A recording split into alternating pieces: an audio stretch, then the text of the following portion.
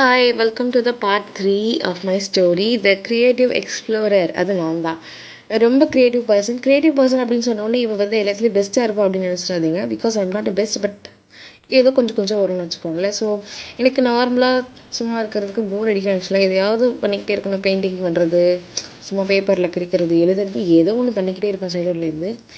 Like நான் try பண்ண விஷயங்கள் என்னென்ன அப்படின்னு பார்த்தீங்கன்னா, painting, photography, handmade crafts, editing, இப்படி சொல்லிக்கிட்டே போகலாம். எல்லாமே கொஞ்சம் கொஞ்சம் பண்ணேன். ஆனால் ஒரு ஃபுல் சாட்டிஸ்ஃபேக்ஷன் வந்து எனக்கு எதுலேயுமே கிடைக்கல. Sometimes people laugh like you keep changing things அப்படின்னு சொல்லிட்டு, but honestly every try thought me something new about my self.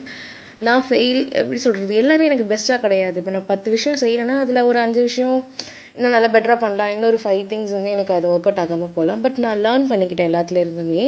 Like என்ன மிஸ்டேக்காக அந்த விஷயம் நம்ம ஒன்று செய்யும்போது, புதுசாக செய்யும்போது அதில் கிடைக்கிற எக்ஸ்பீரியன்ஸ் தான் வந்து ரொம்ப முக்கியம்னு நான் நினப்பேன்.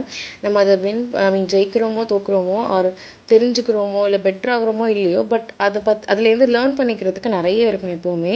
ஸோ ஸ்லோவாக புரிஞ்சுக்கணும்.